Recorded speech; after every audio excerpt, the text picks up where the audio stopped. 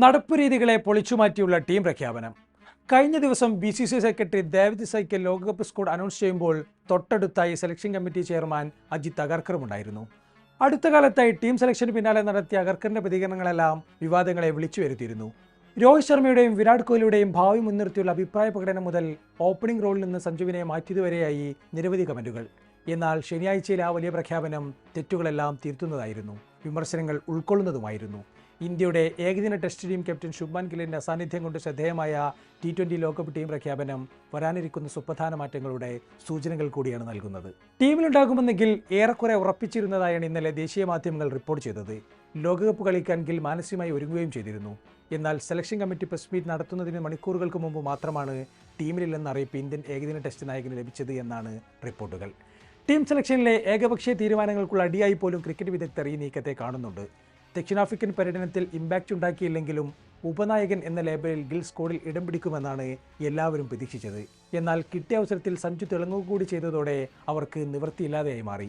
ഗില്ലിനെ വീണ്ടും ഓപ്പണിംഗ് റോളിൽ കളിപ്പിക്കാനുള്ള കടുത്ത തീരുമാനമെടുത്ത് പാളിയാൽ അത് തങ്ങളുടെ സ്ഥാനത്തിന് പോലും ഭീഷണിയാകുമെന്ന് തിരിച്ചറിവും ഇരുവരെ മാറ്റി ചിന്തിപ്പിക്കുകയായിരുന്നു.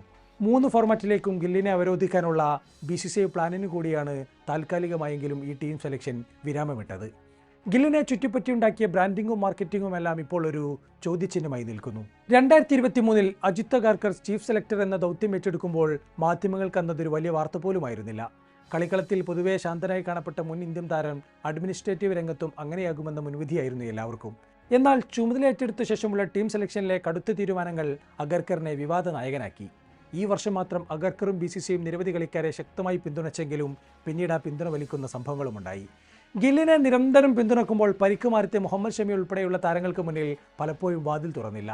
സായ് സുദർശന് ടെസ്റ്റിൽ അവസരം നൽകുമ്പോൾ ആഭ്യന്തര ക്രിക്കറ്റിൽ മിന്നും ഫോമിലുള്ള സർഫറാസ് ഖാനെ നിരന്തരം മാറ്റി നിർത്തി.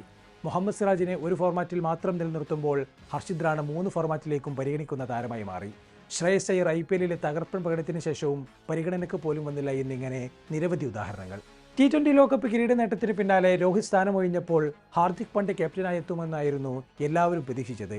ലോകകപ്പിലെ ഉപനായകൻ എന്നതും നിരവധി T20 പരമ്പരയിൽ ഇന്ത്യയെ വിജയിച്ചിലേക്ക് നയിച്ചതുമെല്ലാം പാണ്ഡ്യയിലേക്കുള്ള മാറ്റത്തിന് കാരണമായി ചൂണ്ടിക്കാണിക്കപ്പെട്ടു. എന്നാൽ അപ്രതീക്ഷിതമായി സൂര്യകുമാർ യാദവിനെയാണ് ടീം മാനേജ്മെന്റ് തീരുമാനിച്ചത്. തുടരെയുണ്ടാകുന്ന പരിക്കാണ് അന്ന് ഹാർദിക്കിനെ ക്യാപ്റ്റൻ സ്ഥാനത്ത് നിന്ന് മാറ്റി നിർത്തുന്നതിന് കാരണമായി ചൂണ്ടിക്കാട്ടിയത്. എന്നാൽ ഇതൊരു യഥാർത്ഥ കാരണമല്ലെന്ന് പലരും ചൂണ്ടിക്കാട്ടി. T20 ലോകകപ്പിന് പിന്നാലെ ഒരു ബൈലാറ്ററൽ പരമ്പര പോലും തോൽക്കാതെ സൂര്യക്ക് കീഴിൽ ഇന്ത്യ ആധിപത്യം പുലർത്തിയെങ്കിലും ക്യാപ്റ്റൻസി അദ്ദേഹത്തെ ബാറ്റിങ്ങിനെ നന്നായി ബാധിക്കുന്നുണ്ടെന്നും നാം കാണണം. ചാമ്പ്യൻസ് ട്രോഫി കിരീട നേട്ടത്തിന് പിന്നാലെ ഏകദിന ക്യാപ്റ്റൻസിൽ നിന്ന് രോഹിത് ശർമ്മയെ മാറ്റിയതാണ് മറ്റൊരു സുപ്രധാന തീരുമാനം. 2027 ലോകകപ്പ് മുൻനിർത്തി ശുഭ്മാൻ ഗില്ലിനെ അവരോധിക്കാനായിരുന്നു അഗർക്കർ ഉൾപ്പെട്ട സെലക്ഷൻ കമ്മിറ്റിയുടെയും ഗംഭീറിന്റെയും തീരുമാനം. രോഹിതും കോഹ്ലിയും ഏകദിന ലോകകപ്പ് ടീമിൽ ഉണ്ടാകുമോ എന്ന കാര്യത്തിൽ ഉറപ്പ് നൽകാതെ ഇരുവരുടെയും ഭാവി ചോദ്യചിഹ്നമാക്കുന്ന തരത്തിലായിരുന്നു ഗംഭീറിന്റെ പ്രതികരണങ്ങൾ. എന്നാൽ ഓസീസ് ദക്ഷിണാഫ്രിക്ക പരമ്പരകളിൽ രോഹിതിന്റെയും കോഹ്ലിയുടെയും മാസ്റ്റർ ക്ലാസ് ഇന്നിംഗ്സുകളാണ് ആരാധകർ കണ്ടത്. പ്രൈം ടൈം ഫോമിലേക്ക് വിരാട് കോഹ്ലി മടങ്ങിയെത്തിയപ്പോൾ വിന്റേജ് രോഹിത് ഹിറ്റുകൾ കൃത്യമായ മറുപടിയായിരുന്നു. ഇരുവരെയും മാറ്റി നിർത്തി ലോകകപ്പിന് പോകാമെന്ന പ്ലാൻ കൂടിയാണ് ഈ 2 പരമ്പരകൾ തകർത്തു കളഞ്ഞത്. ഗംഭീർ പരിശീലക ചുമതല ഏറ്റെടുത്ത ശേഷം T20യിൽ ഇന്ത്യക്ക് കൃത്യമായൊരു പ്ലാൻ ഉണ്ടായിരുന്നു.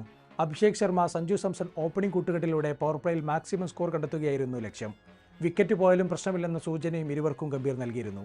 Abhishek Sanju fearless batting approach Indian score പലപ്പോഴും 200+ എന്ന സ്കോറിലെത്തിക്കുകയും ചെയ്തു. എന്നാൽ വൈസ് ക്യാപ്റ്റൻ റോളിൽ ഗിൽ ഓപ്പണിംഗ് റോളിൽ അവതരിച്ചതോടെ ഇന്ത്യയുടെ ബാറ്റിംഗിന്റെ ബ്ലൂ പ്രിന്റ് മാറി. പവർ പ്ലേയിൽ പലപ്പോഴും വലിയ സ്കോർ ചേർക്കാനായില്ല.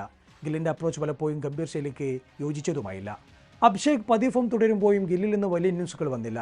എന്നാൽ ദക്ഷിണാഫ്രിക്കയ്ക്കെതിരായ അവസാന T20യിൽ ഓപ്പണിംഗിൽ ഇന്ത്യ കത്തിക്കയറുന്നതാണ് കണ്ടത്. അഭിഷേക് സഞ്ജു സഖ്യം ഫുൾ ഫ്ലോയിൽ കളിച്ചതോടെ പവർ പ്ലേയിൽ മാത്രം 63 റൺസ് പിറന്നു. ടൂർണമെന്റിൽ ആദ്യമായി 200 കടന്ന് ഇന്ത്യൻ സ്കോർ പറന്നു. ലോകകപ്പ് ടീമിൽ വീണ്ടും സഞ്ജു അഭിഷേക് സഖ്യം വരുമ്പോൾ BCCIക്കും സെലക്ഷൻ കമ്മിറ്റിക്കും അതൊരു കോഴ്സ് കറക്ഷൻ കൂടിയാണ്. രവിശാസ്ത്രി മുതൽ സുനിൽ ഗവാസ്കർ വരെ മുൻ ഇന്ത്യൻ താരങ്ങളെല്ലാം ആദ്യ പന്ത് മുതൽ സിക്സർ അടിച്ചു തുടങ്ങുന്ന ഈ അപ്രോച്ചിനെ കൈയടിക്കുകയും ചെയ്യുന്നു. വിമർശനങ്ങൾ കാര്യമാക്കാതെ എടുത്ത തീരുമാനത്തിൽ ഉറച്ചു നിൽക്കുക എന്നതായിരുന്നു അഗർക്കർ ഇതുവരെ ചെയ്തത്. കോഹ്ലിയും രോഹിതും അടക്കമുള്ള താരങ്ങളില്ലെങ്കിൽ കോച്ച് എന്ന നിലയിൽ തന്നെയും ആരും ചോദ്യം ചെയ്യാനുണ്ടാകില്ല എന്ന വിചാരവും ഗംഭീറിനുണ്ടായിരുന്നു. എന്നാൽ അപ്രതീക്ഷിത തോൽവികളും തങ്ങൾ പിന്തുണച്ച താരങ്ങളുടെ ഫോമില്ലായ്മകളും തങ്ങൾ എതിർപക്ഷത്ത് നിർത്തിയ താരങ്ങളുടെ തകർപ്പൻ പെർഫോമൻസും കാര്യങ്ങളെല്ലാം മാറ്റിമറിച്ചു. ഇനി കടുത്ത തീരുമാനങ്ങൾ എടുക്കുമ്പോൾ ഇരുവരും രണ്ടാമതെന്ന് ആലോചിക്കുമെന്നുറപ്പ്.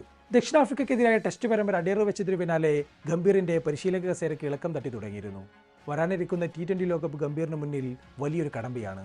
അജിത് അഗർക്കറിനും ഇത് നിർണായക ടൂർണമെൻ്റാകുമെന്ന കാര്യമുറപ്പ്. ഇപ്പോൾ തന്നെ പ്രഗ്യാൻ ഓജയും RP സിംഗും അടക്കമുള്ള സെലക്ഷൻ കമ്മിറ്റി അംഗങ്ങൾ പല ചോദ്യങ്ങളും ഉയർത്തുന്നുണ്ട്. പുതിയ തീരുമാനങ്ങളും പുതിയ ഡ്രസ്സിംഗ് വാർത്തകളും എന്തൊക്കെയെന്ന് കാത്തിരുന്ന് കാണാം.